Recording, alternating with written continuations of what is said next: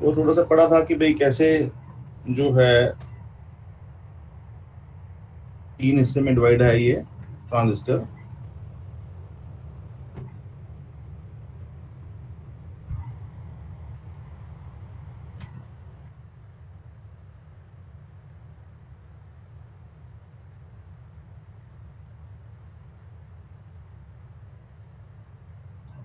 और 2 जंक्शन हैं इसके।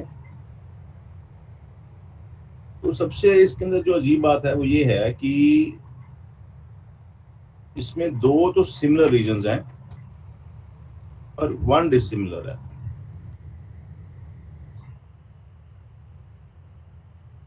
जो ये आइडिया आया था, 3 साइंटिस्ट थे वो। कौन से? यस।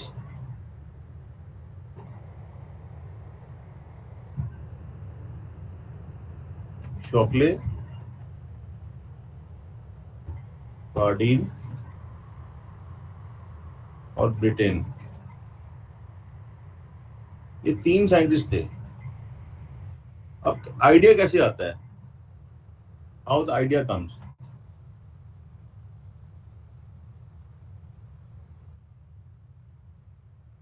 उन्होंने ये देखा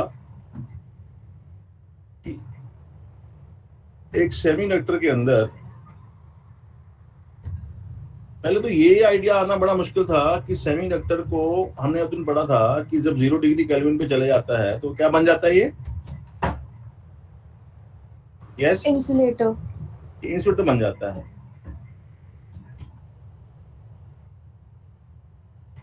तो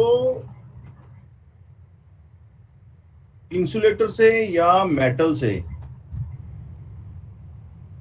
मतलब डिवाइस जो है वो बन नहीं सकता।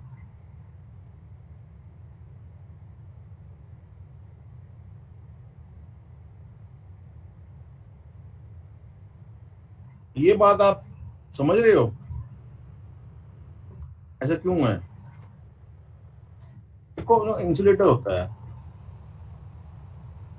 इंसुलेटर जो है वो एक ऐसा मटेरियल है जो कंडक्ट नहीं करता। ये कनेक्टिविटी होती है, सिग्मा इज कनेक्टिविटी। ये 0 है इसकी।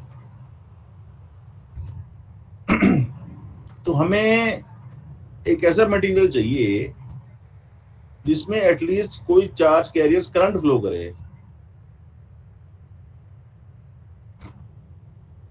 करंट फ्लो करे।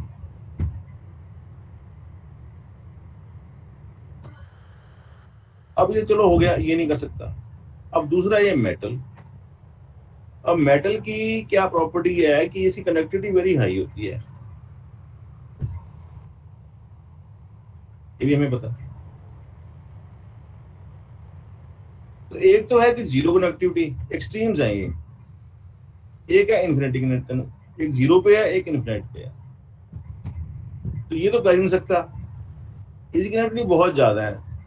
अब कनेक्टिविटी ज्यादा होने से नुकसान क्या होता है कि हम उसको कंट्रोल नहीं कर सकते। अब जैसे कोई रेस है, कोई कार जा रही है, ओवर स्पीड जा रही है, 120 किलोमीटर पर सेकंड पे जा रही है। अब इतनी बड़ी कोई व्हीकल जा रही है, इतनी इतनी इतनी, इतनी सॉरी आर पे जा रही है, तो ये अगर ये इतनी स्पीड पे जा रहा है तो उसको कंट्रोल कौन करेगा?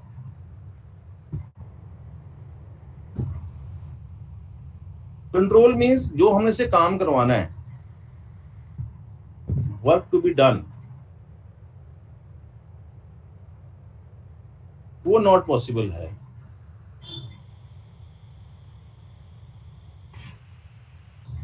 तो एक ऐसा डिवाइस देखा गया, एक ऐसा मटेरियल देखा गया जिसकी प्रॉपर्टीज जो हैं कुछ इंसुलेटिव हैं और कुछ मेटेलिक हैं, मतलब एक बीच का मटेरियल, मिडल। तो क्या किया गया फिर ग्रुप, उसमें आगे क्या कहते हैं, कौन सा टेबल होता है? It's called as periodic table पे। तो उसमें एक सीक्वेंस बनी हुई है तो उसमें देखा गया कि जो ग्रुप 4 जो एलिमेंट्स हैं,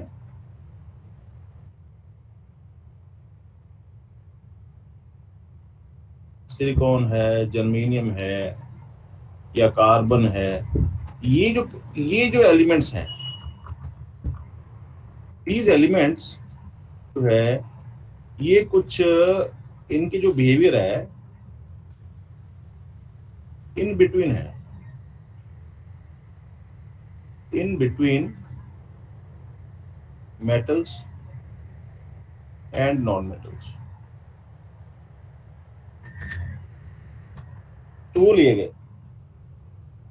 चलो, अब सिलिकॉन लिया गया, जर्मेनियम लिया गया, कार्बन को नहीं लेते क्योंकि कार्बन के अंदर कुछ इंसुलेटिव प्रॉपर्टीज हैं, ज्यादा हैं, टाइटली बाउंड है ये इलेक्ट्रॉन इसके अंदर। तो ये जो सिलिकॉन जर्मेनियम है, इसमें फिर भी जो इलेक्ट्रॉन्स हैं वो लूजली बाउंड है।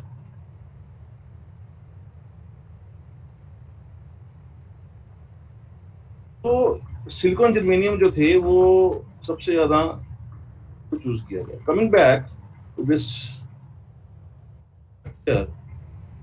ये देखा गया कि भी ट्रांजिस्टर की जो कंडक्टिविटी है, मेन रिएक्शन कंडक्टिविटी भी आता है, वो कैसे आल्टर करी जा सकती है। How to alter. अब आल्टर क्यों करनी चाहिए, वाई? बिकॉज डिवाइसेस जो हैं, जो डिवाइस है वो तभी बन सकता है अगर दो रीजन्स क्रिएट हों और उनमें एक पोटेंशियल डिफरेंस हो।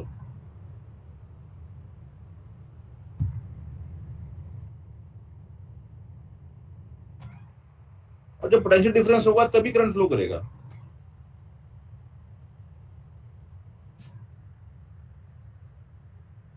तभी करेगा। तो इसलिए दो डिसिमिलर रीजन्स लिए गए।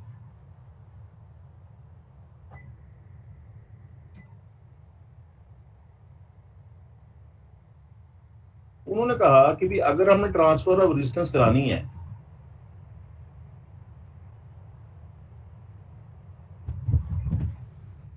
ट्रांसफर रेजिस्टेंस का मतलब ये है कि हमने, जैसे ये एक स्ट्रक्चर है हमारे पास, एनपीएन स्ट्रक्चर है, इसमें अगर हमें ट्रांसफर ऑफ रेजिस्टेंस करानी है, इसका मतलब क्या है? इट मींस कि जो करंट है, आई जो करंट है, वो हाई रेजिस्टेंस की तरफ भेजना है, लो टू हाई रेजिस्टेंस, ये भेजना है। करंट सेम रहना चाहिए, यानी कि ऐसे, ये R1 है, ये R2 है, तो ये करंट I है, ये करंट I है, I1 और ये I2। अब हमें पता है ओम्स लॉ से, अगर ये करंट R1 जो है रेजिस्टेंस पे चलेगा, अगर R2 पे चला गया तो करंट कम होना चाहिए।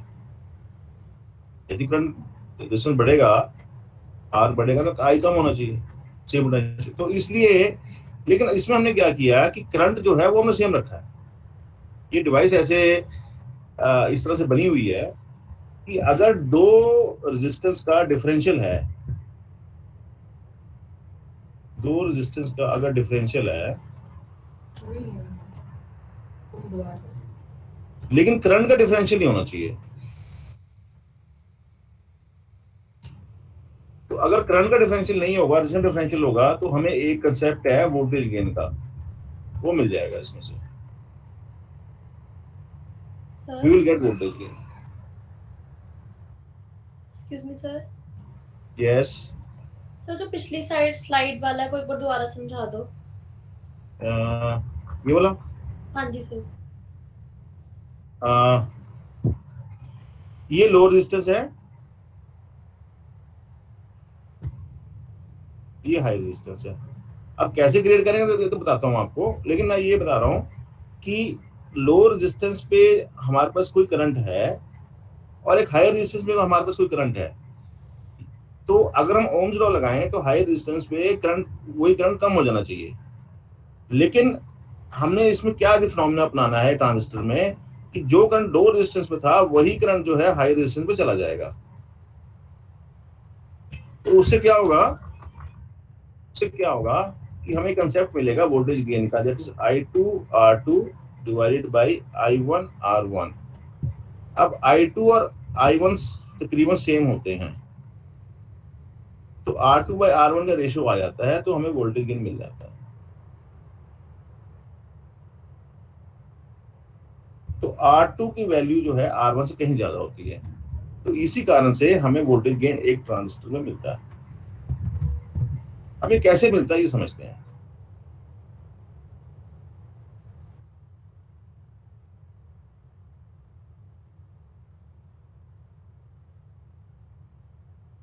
पहले तो ट्रांजिस्टर के जो बेसिक रीजंस हैं उनको थोड़ा सा ड्रॉ करना देखिए।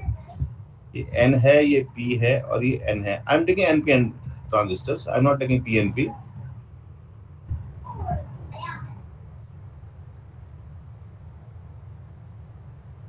अब हमने क्या किया है कि इसको फॉरवर्ड बायस किया है।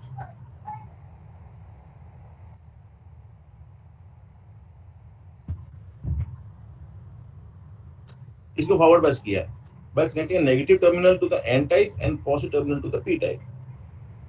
ये फॉरवर्ड बायस किया। This is also called as junction J1 and junction J2 is output junction. This is input junction. This is output junction. तो हमने इसको फॉरवर्ड बायस किया है। अब हमें पता है कि जब हम फॉरवर्ड बायस करते हैं तो मैक्सिमम करंट फ्लो करता है डायोड में।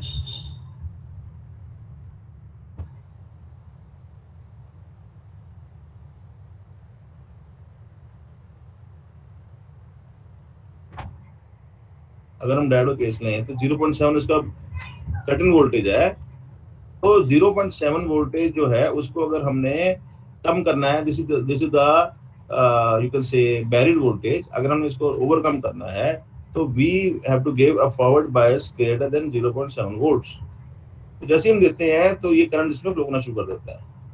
वही हाल इसमें है कि जो इसका 0.7 जो बैरियर वोल्टेज है इसको ओवरकम करने के लिए हमें एक फॉरवर्ड बायस देना पड़ता है। अब फॉरवर्ड बायस देने से होगा क्या, अब एन टाइम में क्या होता है, अब एन टाइम में क्या है, मेजॉरिटी, अब लिखवाया था मैंने आपको, मेजॉरिटी इलेक्ट्रॉन्स हैं इसमें। अब पी टाइम में क्या है, इसमें मेजॉरिटी होल्स हैं।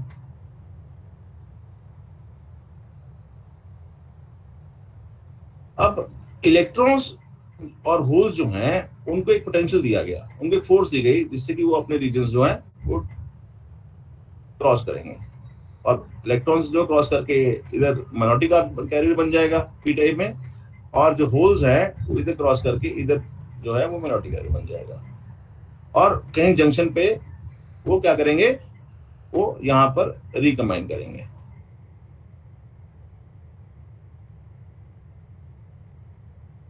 अब रिकम्बाइन जब कर जाएंगे तो कुछ इलेक्ट्रॉन्स कम हो जाएंगे यहाँ पर, जब यहाँ से इलेक्ट्रॉन्स कुछ कम हो गए, फॉर एग्जांपल 100 इलेक्ट्रॉन्स आए यहाँ से, लेट से, तो 10 रिकम्बाइन करके तो यहाँ पर कितने बने, लेट से 90 इलेक्ट्रॉन्स जो वो यहाँ पर आ जाएंगे। अब इसमें हमने क्या करना होता है, अब हम देख रहे हैं कि ये जो रीजन है, this is called emitter region, this is called base region, this is called as collector region. अब जो एमिटर रीजन के अंदर जो हमने देखा है कि ये काफी बड़ा बनाया है, और जो ये जो है क्या नाम है, बेस रीजन है, ये बहुत छोटा है एज कम्पेयर टू दैट, और कलेक्टर रीजन में बड़ा है। तो इसका कारण है, इसका कारण क्या है कि छोटा बनाने का, कि जो इलेक्ट्रॉन्स आते हैं एमिटर रीजन से वो इलेक्ट्रॉन्स इसमें रिकम्बाइन करते हैं बेस रीजन में। तो अगर इलेक्ट्रॉन्स जो हैं वो ज्यादा देर इस बेस रीजन में रहेंगे तो रिकम्बिनेशन टाइम जो है वो बढ़ जाएगा। देयरफॉर बेस थिकनेस, जो बेस विड्थ है, that is kept very low. ये इंटेंशनल है, so that electrons stay for a shorter time। जितनी ज्यादा देर रहेंगे उसमें रिकम्बाइन होगा, तो यहां से निकल जाएंगे। अब ये तो हुआ फॉरवर्ड बायस वाला। अब इसमें जो रेजिस्टेंस है वो कितनी है, अब इसमें रेजिस्टेंस 0 होती है। जो फॉरवर्ड बायस रेजिस्टेंस होती है, वी फॉरवर्ड जो मैक्सिमम करंट फ्लो करता है, तो उसकी जो रेजिस्टेंस होती है वो 0 होती है। इसको हम R1 कहेंगे, जो हमने R1 ये लिया था, ये वाला R1, ये R1, दिस इज 0। अब इलेक्ट्रॉन जो हैं यहां से गए, अब इलेक्ट्रॉन जो हैं इसमें मिनोरिटी चार्ज बन गए, और लेकिन जैसे ही इसमें मिनोरिटी चार्ज बने, इसमें तो ऑल इलेक्ट्रॉन्स थे, अब वो इलेक्ट्रॉन्स जो थे वो इसमें अब बढ़ गए। अब तो क्या हुआ, एक डिसइक्विलिब्रियम आ गया, इसमें एक डिसइक्विलिब्रियम आ गया पी टाइप में। अब वो इलेक्ट्रॉन्स जो हैं वो इसमें से निकलेंगे, जो टेस्ट इलेक्ट्रॉन्स हैं वो इसमें निकलना चाहेंगे। अब वो कैसे निकलेंगे, अब इसको क्या करेंगे, जो ये आउटपुट जंक्शन है इसको हम करेंगे रिवर्स बायस।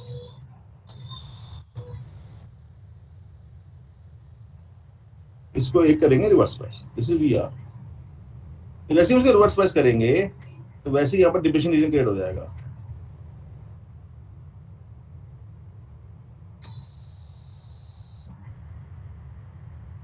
ये मालूम है आपको कि पॉजिटिव आएगा यहाँ पर और यहाँ पी टाइप नेगेटिव आ जाएगा, ये मालूम है ना आपको सबको। जो पी टाइप नेगेटिव आएगा वो क्या शो करेगा,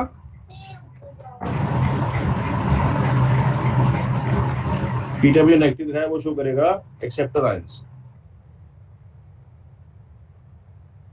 और एन टाइप में जो पॉजिटिव दिखाया है वो शो करेगा donor ions.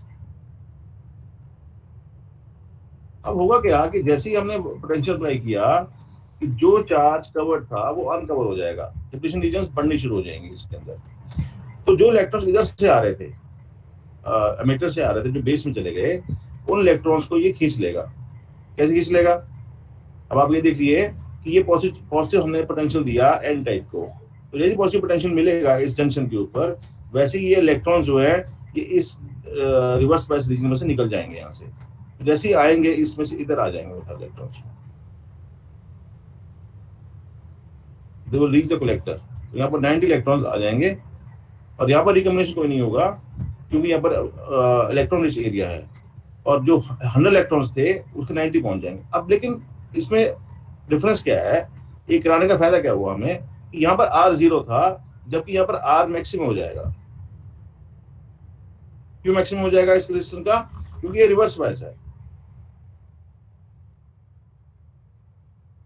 Reverse bias reason है। तो वो हाई जो क्या नाम है इसका, जो R जो है हाई जो होगा उसके ऊपर जो है करंट फ्लो करेगा I, जो कि रिवर्स बायस की वजह से चलेगा। तो जैसे ही 90 इलेक्ट्रॉन्स वहां पहुंचेंगे, वो इलेक्ट्रॉन्स जो हैं वो I जो हमने ये बनाया है, ये this is 90 divided by 100 into R2 by R1। तो ये approximately less than let's say 0.9 है, तो 0.9 multiplied by R2 by R1, ठीक है। अब R2 जो होती है ये किलो ओम्स में होती है और ये ओम्स में होती है, तो अगर माना जाए तो तकरीबन जो है इसको ये वोल्टेज गेन है वो 100 500 तक रहता है, 50 100 500 तक। इस तरह से इनके वोल्टेज गेन्स होते हैं इन ट्रांजिस्टर्स के। तो one transistor can produce such type of gains. तो हमें एक वोल्टेज गेन मिल जाता है, हमें एक हाई वोल्टेज जो है वो मिल जाती है यहाँ पर। This is the principle of A transistor, basic principle of A transistor.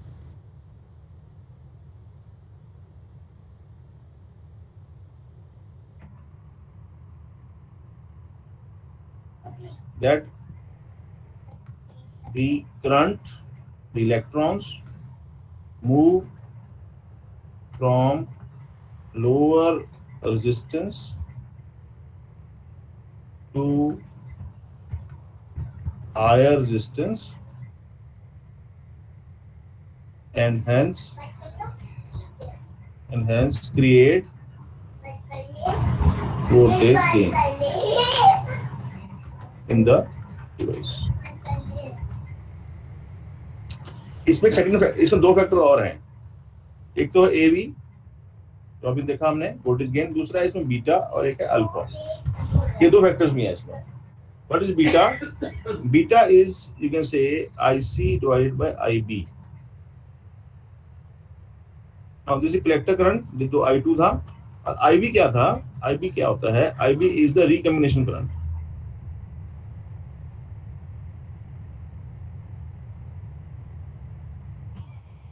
अब रिकम्बिनेशन करंट क्या होता है? नाउ अब यहां से 100 गए और यहाँ 90 रह गए, 10 रिकम्बाइन कर गए, इसका मतलब 10 का चार्ज का नुकसान हो गया। जो 10 का चार्ज का नुकसान होता है वो क्या करती है? वो बैटरी प्रोड्यूस करती है। जो बैटरी है वो प्रोड्यूस करती है। जो 10 का चार्ज का नुकसान होता है वो बैटरी प्रोड्यूस कर, सो दैट वो रिप्लेनिश हो जाए। That's called as the base current. ये नहीं है कि चार्ज बार बार जाई जा रहा है और वो 10 100 में से 90 जाई जा रहे हैं, फिर 100 गए, फिर 90, फिर 100 में से 90। ऐसा नहीं है कि 100 जो है वो 90 बन जाते हैं, ठीक है, बट वो जो टोटल जो सम रहता है वो 100 के रहता है, तो वो IB प्रोड्यूस करती है। तो ये हमें देखना है कि ये अब इसका एडवांटेज क्या है? एडवांटेज क्या है कि ये जो IB है it has to be very small. मेरा मोबाइल मुझे दो।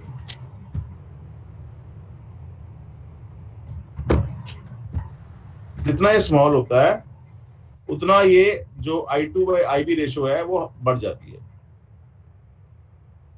तो beta increases. This is basically current gain.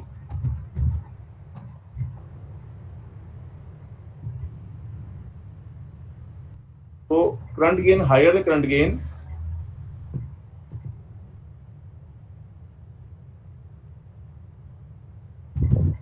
lower the recombination.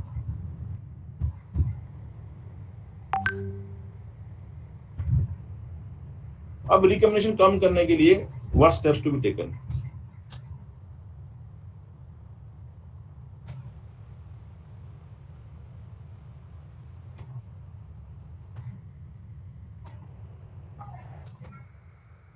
So first step is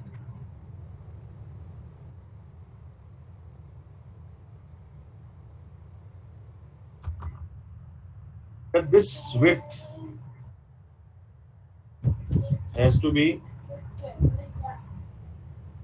small. This is the first solution, that this has to be small as compared to emitter and collector regions. दूसरा, तो इसका base doping है, that has to be small.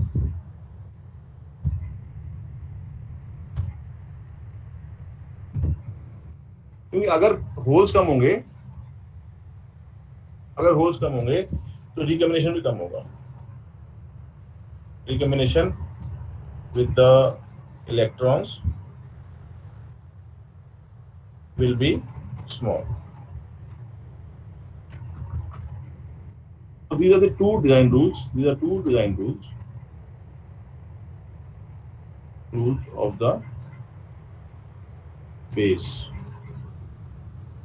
of the transistor.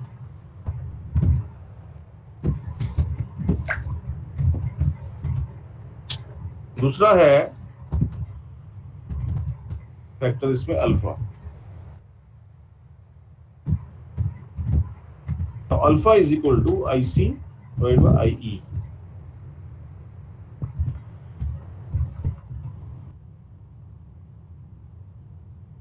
तो current 100 था, यहां से गया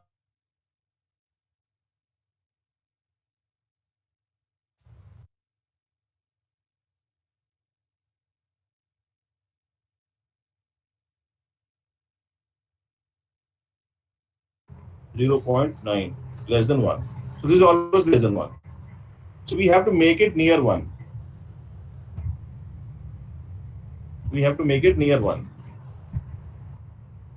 So that is the objective. And now how it can be made near 1? When the this IB is 0. And when how IB can minimize? By using these two design rules. तो फिर हम ये दो design rules use करेंगे, to design rules use करेंगे, तो हमें मालूम पड़ जाएगा कैसे आईबी जो है वो कम करनी है।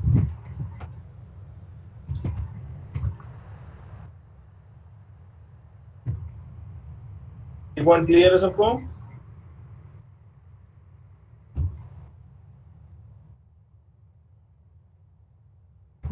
यस, यहां तक क्लियर सबको?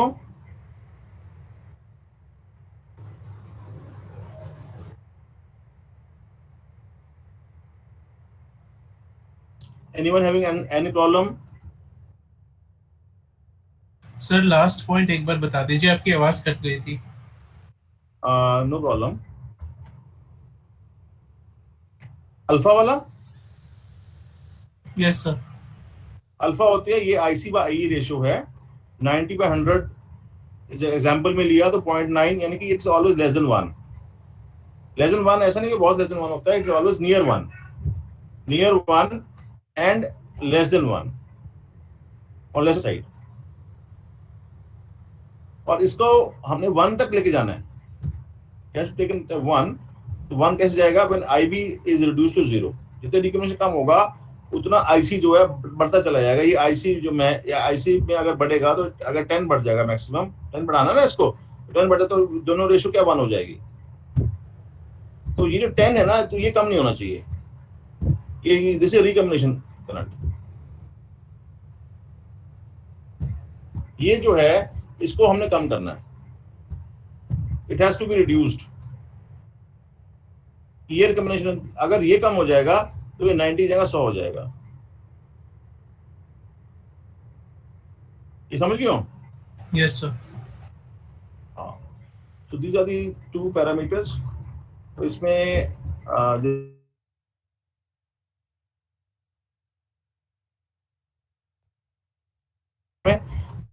समेशन जो है वो 0 होता है, यानी कि I E plus I C plus I B is equal to 0। तो बट इसको अगर हमें समझना है तो समझना हमने को ऐसे ही है कि I B is the least current, ये लीस्ट करंट है। तो ये अगर लीस्ट करंट है, इसका ये नेग्लिजिबल है, तो I C is nearly equal to I ई।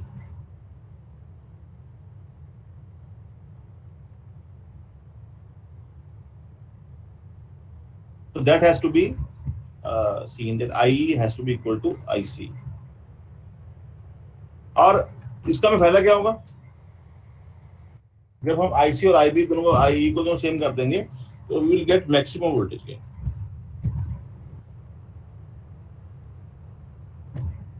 और हमें ये क्यों चाहिए? क्योंकि ट्रांजिस्टर जो है ये एक इसकी जो एप्लीकेशन है वो इसके अंदर सबसे बड़ी एप्लीकेशन है वो है एम्पलीफायर। यानी कि कोई भी सिग्नल है 2 मिली वोल्ट का अगर फॉर एग्जाम्पल सिग्नल है, तो it has to be amplified by let's say 100 to give it to 200 millivolt. तो ये जो ये वैल्यू है, ये वैल्यू हाई होनी चाहिए, और ये वाली वैल्यू हाई तब होगी अगर हमारा आई भी जो है लोअर हो जाएगा। तो जितने भी वीक सिग्नल्स हैं उनको एम्पलीफाई करने के लिए ये हम यूज करते हैं, ट्रांजिस्टर को यूज करते हैं। ये एक तरह से बैकबोन है माइक्रो इलेक्ट्रॉनिक इंडस्ट्री की, ये बैकबोन है।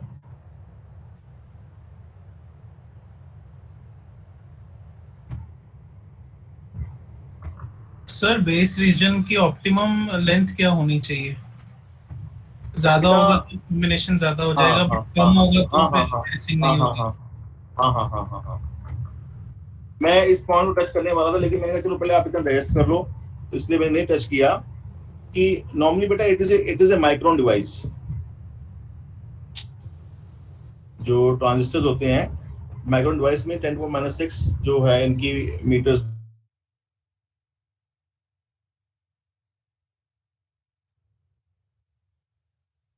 होती हैं, इनकी जो लेंस होती हैं, ये जो लेंस है, ये lens these are also in microns और सब माइक्रोन्स, इसमें इनकी लेंस होती हैं।